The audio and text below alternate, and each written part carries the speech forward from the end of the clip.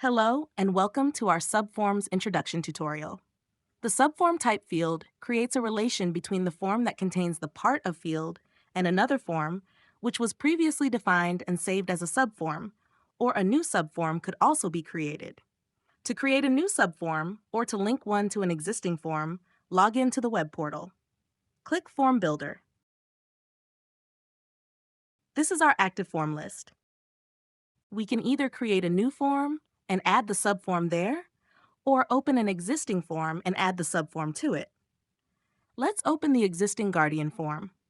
In the main form, we have already defined fields that will collect details of the Guardian. We need subforms to collect details about the children that a Guardian is enrolling. On the left panel, click Subform. We can either add a completely new subform by clicking the New Subform button, or we can link our form to an existing subform by clicking on the Select Form dropdown. This will show a list of all existing subforms in our group. Select the one you wish to link your form to. Then click Open Subform to see the subform linked. In our case, we will remove the subform linked and create a brand new subform.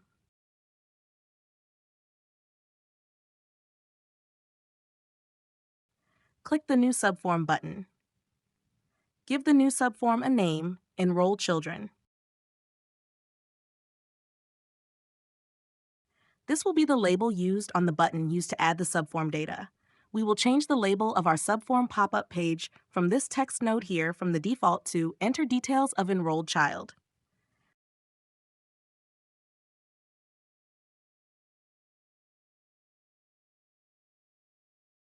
We can now add fields to collect enrolled children's data, like names, age, gender, class enrolled. We shall remove the default system-generated reference names and add more readable ones. This will make it easier to use the reference names in calculation statements.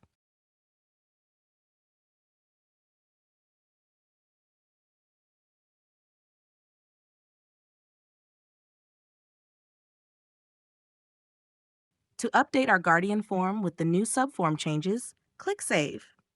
We can go to the Data Viewer and see the subform we created. As you can see, the main form has the predefined details capturing the Guardian's data.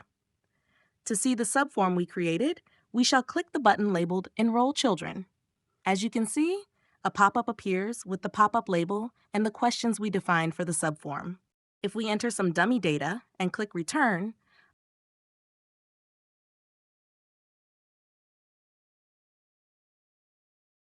a subform data point will appear above the Subforms button. To view it, simply click on it, and the subform pop-up containing the data filled in will be displayed. To close it and return to the main form, click Return if there were edits made, or click Cancel if there were no edits made. You can click the X button here to delete a subform data point, then confirm its deletion. Click Save to save the whole form's data to the database.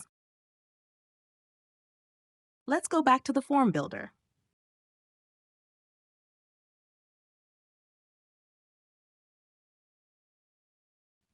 If we want to use values from the parent form on the subform for any calculations, we shall use the syntax _parent.fieldReference, where parent refers to the parent form and field reference refers to a field on the parent form.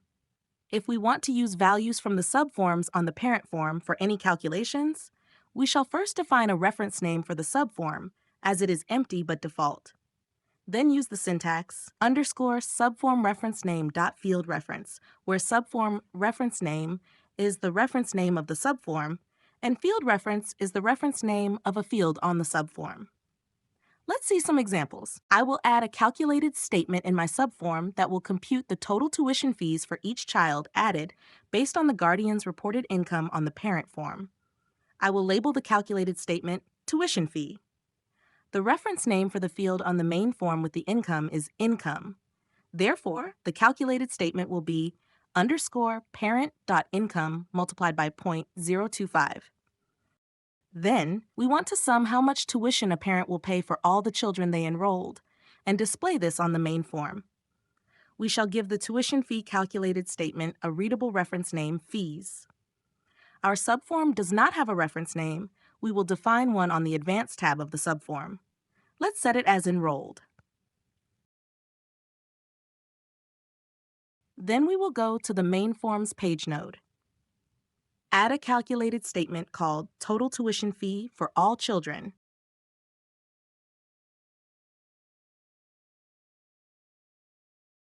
And add the calculation statement _enrolled.fees.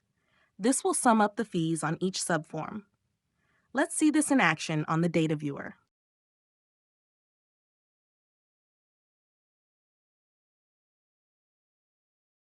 If we enter the guardian's annual income as $10,000,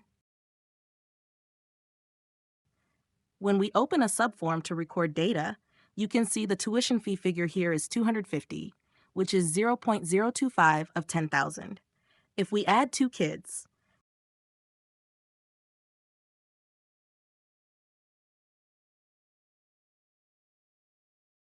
you can see that on the parent form, the total tuition fee is $250,250. This is because we were not summing an integer or real number field, but a calculated value field on the subforms. And since calculated values can also be used for strings or numbers, the calculated statement summing it will assume it's a string unless otherwise specified. We have to go back to the form builder and edit the calculated statement's attributes.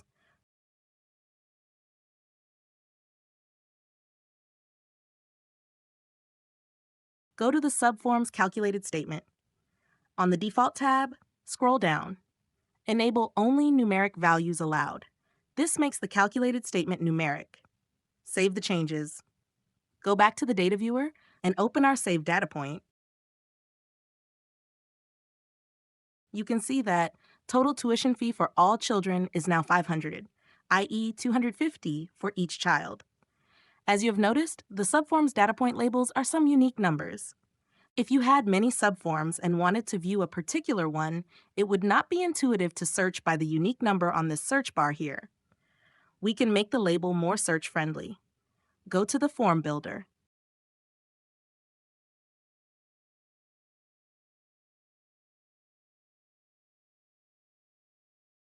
Open the subform, enable Include Name field. We can edit the name field label by clicking on its node here and changing the text to, for example, birth order.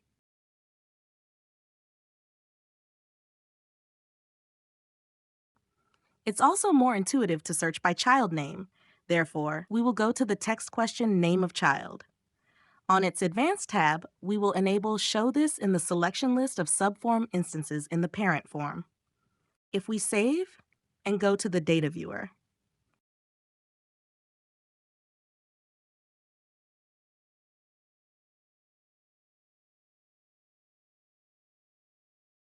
add some subforms.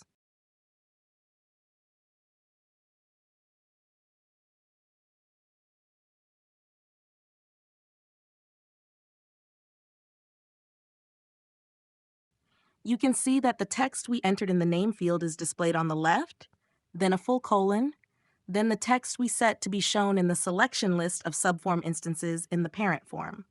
If we had not added a name field, the text to the left of the semicolon would be the numbers we were seeing before. If we had just added the name field and not set the text to be shown, only the name field text is displayed and no numbers. With these intuitive labels, we can easily search from a long list of subforms using the text on the name field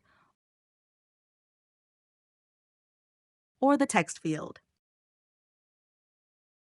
The subform search field also searches all the strings contained in the subform data points, not just the text on the subform list. All subform features shown in the single instance view on the portal are also available on the Poimapper mobile app. Thank you for watching this tutorial. If you have further questions, contact us at support@poimapper.com.